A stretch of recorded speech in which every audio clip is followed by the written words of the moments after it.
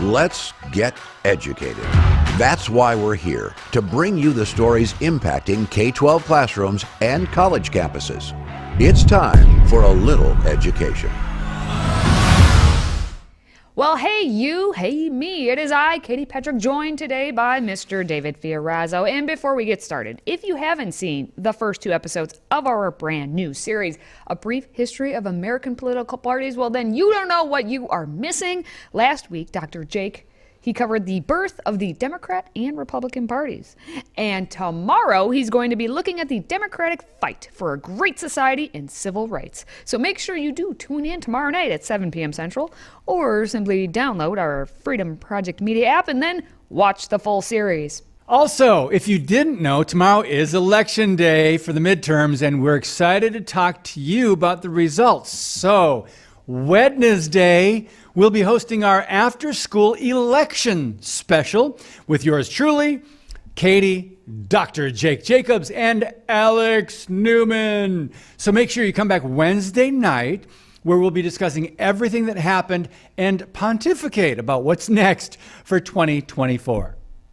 And my own shameless plug, I will have a Healthy Republic talking about the results as well. Yes. So get ready for that to come out on Wednesday night too. It's just going to be an entire Wednesday evening with all of us here at Freedom Project and you out there in social media land. And let's get started with it. All right, we're going to start with the phrase forgive and forget. As COVID lockdown nuts, including the head of the second largest teachers union in the country, are now gaslighting Americans by saying, yeah, you know what, we should let's just all move on and forget. Just forget the last 2 years of draconian mandates. Just forget they ever happened, Dave. Can we have this annual forgiveness? There's forgiveness for everything now. Yes. So let there be forgiveness. No. There doesn't need to be any accountability, right? For the countless lives that were affected and damaged by shutdowns, lockdowns, severe policies and mandates, particularly coming from the public schools. No, we don't need any accountability. We can just move on now that we know the numbers didn't justify some of the measures that were taken. But I digress. So let's get to the headline. The second largest teachers union boss slammed after agreeing with pandemic amnesty plea. So here's the deal. American Federation of Teachers President Randi Weingarten faced heavy scrutiny after publicizing her support for an article that came out last Monday, which called on its readers to declare amnesty for spreading misinformation during the COVID pandemic. That's right. It's all due to misinformation, not the results or not the decisions of the teachers unions. Anyway, Brown University economist Emily, I want to say Oyster, but it is Oster, penned the article for The Atlantic, dubbed "Let's Declare a Pandemic Amnesty," and urged everyone to forgive one another for their words and actions over the virus. When they say actions, Katie, I'm wondering if it means school shutdowns. I mean, I was just reading, there were some schools, I didn't realize this, that were shut down almost for an entire year. Oh, yeah. And it wasn't justified. First of all, children were least susceptible to the virus, but I digress. Your thoughts on the teachers unions and this amnesty? Well, here's what's fascinating. Let's look. I mean, I suggest everyone go out and actually read Emily's article in The Atlantic. And she is an economics professor. Now, I was like, well, I read this name and it sounded very familiar. And then I remembered I've read two of this woman's books. So what's fascinating to me, yeah. So she wrote a book about basically being pregnant and what you're allowed to do and what you're not allowed to do. So it's a humorous book. No, well, yes, there is humor in it. But because she's an economist, she actually takes a look at what will happen. Not what should happen, what will happen if you do X, Y, or Z. And she's a mom too, so she actually looked at, okay, what does happen if you drink a coffee a day for your pregnancy? Because it's what are the things that you're said you're allowed to do when you're pregnant and what are you're not allowed to do, and then let's break down the science. Ultimately, every one of her conclusions. Did you say science, by the way? Science. Okay. All of her conclusions did come down to, well, here's the basically kind of percent chance of this will happen or that'll happen. You choose. And in reading her article, I read it like thinking of how she wrote for those books. And so you can read it differently. Now, of course, though, of course, Randy Weingarten and any of the teachers' unions heads or whatever are going to read it in a way of, wait, she said amnesty, so I'm going to latch onto that. Yes, everyone, let's just forget about it. Because Randy Weingarten, if she had a lie detector test hooked up to her and said, did you know what you were pushing out there against our children was all a big lie? Like, if you knew what you were doing, she would fail that test. She would absolutely be like, yep, I lied, and I lied, and I lied. So she's going to grasp on anything she can get to make her basically be given the amnesty because she's the one who needs it. By the way, not only the shutdowns for the schools, but they were also pushing the mask mandates on young children. No, they weren't. Yes, for how many hours a day? Anyway, I want to hear what Ted Cruz has to say. Go. You know, we now have emails where Randy Weingarten was urging the Biden administration, please shut down the schools, keep them shut down. And the Biden administration more than happy to dress up partisan left-wing talking points as supposed health care. The CDC more than happy to echo the political talking points that came from the teachers union bosses. You know, we saw the reaction to it in Virginia, where Randy Weingarten went and campaigned for the Democrat and echoed that parents have no business saying what's taught to their kids. And that kind of arrogant, out-of-touch extremism is a big part of the reason why Virginia, which had been a blue state, elected a Republican governor. Yeah, and these and other reasons make it fascinating that we will see some results at the midterms or after the midterms tomorrow and see who's elected and who's not based on these policies. But this just in, Daily Wire, school closures didn't reduce the number of child COVID deaths. That is according to the data or the science. What? Yeah. Wait, science and data? And, yes. And I know we're using big words for the teachers unions to understand, but yes. And so when we talk, and how Ted Cruz said there about we have emails, and it's almost like the internet is forever. And so because the teachers union has given so much money, they can hire the people to figure out how to spin this, because that's what they're doing. And who knows how many more articles or op-eds are going to be penned by various professors or other educational experts in the Atlantic or, all the education magazines or whatnot that will have this same tone of, it's been a rough couple years. Maybe let's just all move on from it and just kind of forget it ever happened. And that's what's going to happen, because Randy Weingarten and Becky Pringle and all of the other teacher union folk are going to need all the help they can get to outlive this one. By the way, there are two other words now we almost always have to include air quotes around, and that would be education and experts. All right, still to come, Harvard is now mandating the latest COVID-19 booster and flu shot and threatens to stop enrollment of any students who do not comply. Stay with us. If you have a smartphone, tablet, Roku, or Apple TV, consider downloading the FreedomProject Media app. It's 100% free and includes all of our weekly shows, plus lecture series, archive programs, and award-winning animated videos for families like the Presidential Minute, Battles of America, and Heroes of the West. Don't rely on the social media giants to keep you informed. Simply download the Freedom Project Media app from your app store and allow notifications. And we'll let you know when a new video is ready.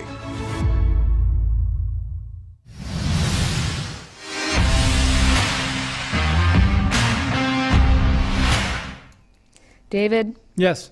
I'm going to tell you a little story. Do. Once upon a time, there was a university called Harvard. Oh, gosh. And this university was known for its educational rigor. It produced, from students to adults who would go on to solve all the world's problems for us because they were just that good at their job. And now, that university, it is but a shell of itself. Yep. Because the SAT scores don't matter to get into the university. The ACT scores don't matter. But hey, if you want to attend Harvard University, you better have your booster shot. for the COVID-19. Get a shot or else. Or else you're not coming to the university. Yes, so starting in January of 2023, all on-campus students must be vaccinated with it's called the bivalent. What? Yes, I'll get there. The bivalent COVID-19 booster. Now, back in September already, Harvard had said that students must be compliant with all vaccine requirements in order to register for the spring term. This includes the annual flu shot as well as the bivalent or bivalent, I don't know how they're pronouncing it, Omicron-specific COVID-19 booster. Then in October, they decided to reiterate this policy, and then they provided an instructional video from YouTube. Oh, gosh. If you're coming to campus, we are so excited to see you. Here is what you need to do within 7 days of registering for a course with an on-campus presence. I know it's fast, but you can do it. Harvard University requires COVID-19 vaccinations, which include all outlined doses and 1 booster. You must submit proof of vaccination or medical or religious exemption documentation directly to the University Health Services patient portal. Remember, you need all vaccination doses and a booster. And thank you for taking a course with us on this world-renowned campus. And thank you for helping to keep Harvard healthy. I think it's benevolent booster. No, I'm kidding. I'm kidding. They are keeping Harvard healthy by doing this. That's right. You know, for all the money that Harvard has and their endowment, how many millions of dollars they have in that endowment, that's a video quality they produce. Apparently at Harvard, they don't care about like film quality. Their just kids a are too message busy to the students. The kids are worried about other things like getting their booster shots. Yeah. I guess according to this. Now the CDC does say the new booster is called the bivalent because it protects against both the original virus that causes COVID-19 and the Omicron variant BA4 and BA5. Oh my goodness. Previous that's boosters awesome. are called monovalent because they were designed to protect against the original virus that causes COVID-19. They also provide some protection against Omicron, but not as much as the updated boosters. So I'm guessing that's the one that the president got in the arm, maybe. If he really got it. On air, because apparently that's what we're doing to convince people now to get the booster. Apparently, but if you go to Harvard University, you're just going to get it right there on campus so you can register for your classes. Yeah, and other universities will follow suit if they haven't already made that decision. Do you think this is going to narrow down the roster, the student roles, or is they're just going to all just comply? They will comply. Yeah? You will comply. Or else you can't learn from Harvard, which is not far from Boston Harbor. When we come back, we discuss how teachers' unions are giving millions of dollars to keep lockdown Democrat governors in office. And I introduce Gretchen Whitmer in Michigan. That's next. Today's show is sponsored by our friends at MyPillow. Save up to 66% on pristine quality bedding, towels, slippers, signature pillows, and much more when you use the code EDUCATED. That's EDUCATED, EDUCATED. Support this show and a great American company.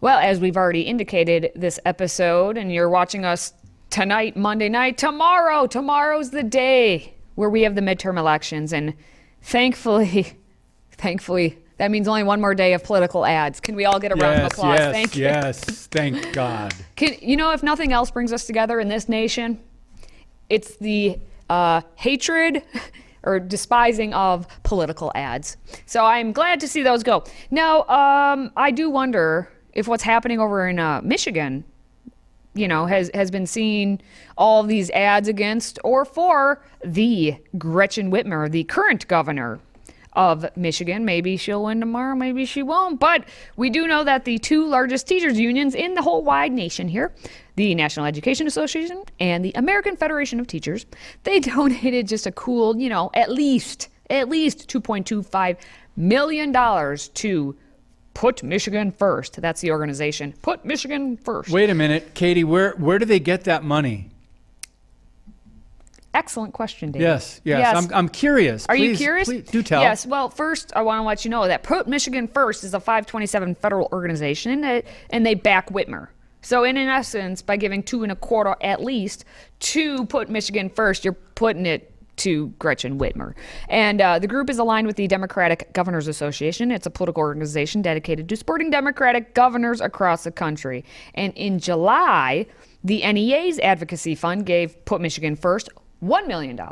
And AFT Solidarity, a group affiliated, obviously, with the AFT, sent a total of $1.25 million to the pro-Whitmer group in 2 separate donations in April and then in October.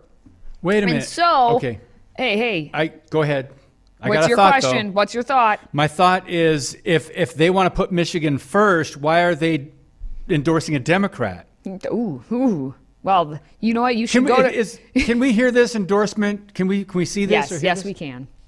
On the other side, who's stoking up resentment, anger, and fear? Who's using kids as political pawns? Who's banning books? Who's tearing down the democracy? But you know who's on our side? You know who's the problem solvers? Governor Whitmer.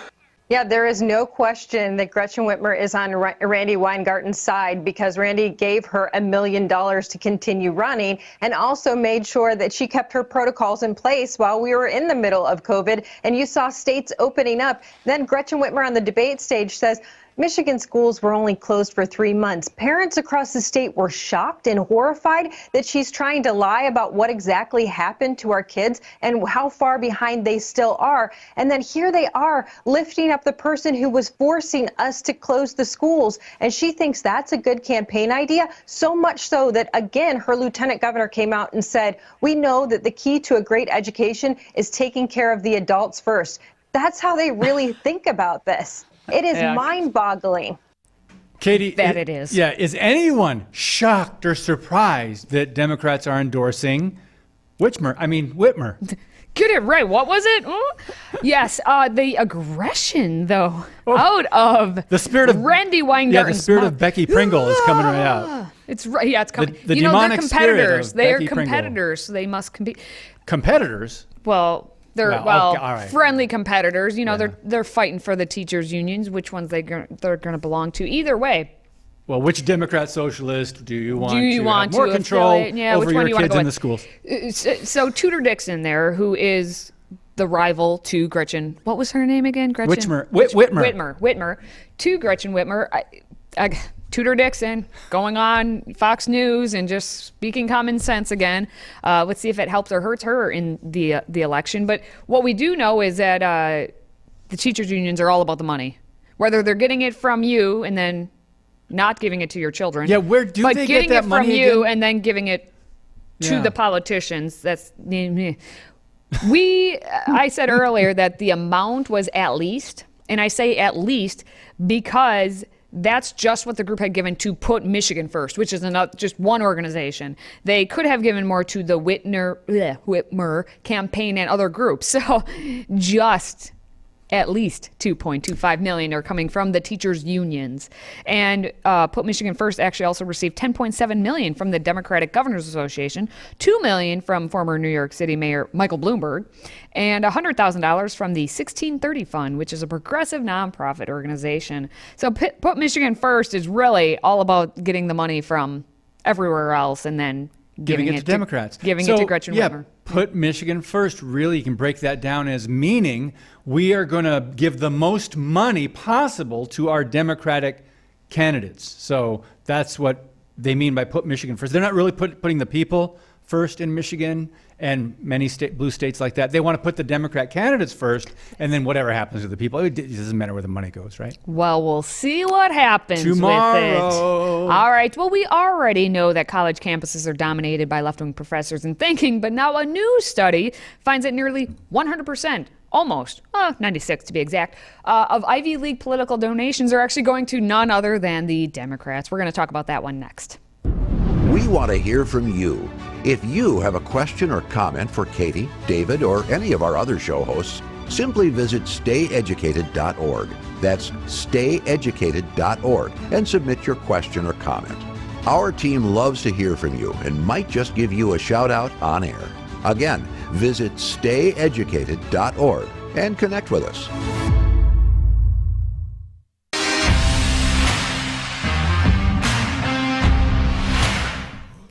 So it's true that 96% of Ivy League political donations go to, drumroll please, Democrats. That's right. And the teachers' unions and the university professors, they have endorsed every Democrat presidential candidate since, I believe, Jimmy Carter, if not before. So they are all in for the Democrat Party. So I was surprised, Katie, I don't know what's going on with this 4%, the 4% of the people, but that's not a surprising analysis here that only 4% went to Republicans, but federal Democrat candidates and groups received 96% of total donations from Ivy League professors. I would think across the country, outside of the Ivy League, it would be between 85 and 95%. That's just a guess. But here in the Ivy, it's 96. And that's for the 2022 midterm elections tomorrow, according to College Fix. Now, faculty members from the 8 universities gave approximately almost $2.5 million. Didn't we hear that figure in the last story? 2.5 million? Well, at least 2.2 million. Okay. Yeah. Wow, all the money. Wow, so much money. What could we do with that money if we just didn't give it to the politicians to put those political ads that we all hate out there? Yeah, and again, what could we do with it? We asked about the teachers' unions. We should ask the same question about the Ivy League universities. Where does that money come from? This is a great question. You know, we do know where the Ivy Leagues are primarily located. Pick a coast, any coast. Just don't pick anywhere in the middle of the country. The Ivy Leagues are doing what all the coasts are going to do. So is it shocking that it's 96%? Absolutely not. Is it shocking that it's almost $2.5 million? I would actually think it's higher because those Ivy Leaguers are Ivy Leaguers forever, you know, stick together. Although a lot of the Ivy Leaguers now, the most recent grads, probably gave nothing since their degrees that they're getting at these universities are no longer worth anything. So can we just mention almost $2.5 million to Democrat, socialist candidates and Marxists, but $112,000 professors gave to Republican candidates from almost $2.5 million, $112,000. Well, that is interesting. That's perspective, isn't it? In 112,000. I'd like to see what those professors are teaching at these, because we like to lump them all together and say, oh, professors are all way left, which yes, they kind of are. Yep. But of the ones who aren't way left, what are they teaching the students, and where can I sign up for their classes? Because maybe you'll actually learn something that is about maybe, I don't know, the content area of what the class is supposed to be. But I digress on that one. Now, this percentage breakdown, we've seen it all over the place. What's fascinating to me is when you take a look actually at which of the universities, because we have 8 of them. We have Princeton donating just under $176,000 to the Democrat organizations. Harvard is the one donating nearly $500,000. All those professors at Harvard. Wait a minute, how much to Republicans then at Harvard? Oh, at Harvard, $8,600. $8,000. $8,600. $8,600. Yeah. Dartmouth didn't have a single Republican donor. But they had an independent because it's Dartmouth. That's what they're doing over in Dartmouth. Columbia had the highest amount of political donations and the highest amount of Democrat and Republican donations. Democratic donations comprise nearly 87% of political donations to Columbia.